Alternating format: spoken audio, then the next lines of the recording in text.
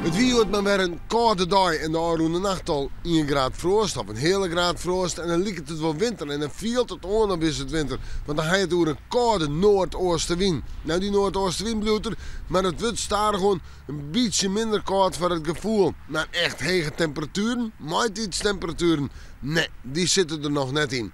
Joen en vannacht, we hebben door bewolking, we hebben door flinke opklarings. En we hebben door lichte frost, min 3 graden op het Versteloon. En op Eiloon 0, min 1, misschien ook wel min 2.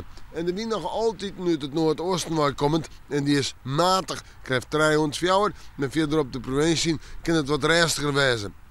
Dan morgen, een dag met alweer het koude karakter. Maar ik een dag met zinnen, maar ik werd een dag met bewolking en natuurlijk droeg waar. En als het dan nu heeft door de temperaturen, dan hebben we het morgen eens aan 4 of 5 graden. Ik denk dat het er heel daarbij blijft. En de windmolen noordoost die is matig, krijgt 3 en 4. Misschien in de maandtijd in het watergebied nog eens even sterker. De nacht volgt het op een nijmer lichte frost en dan komen vreed, sneeuw en sneeuw.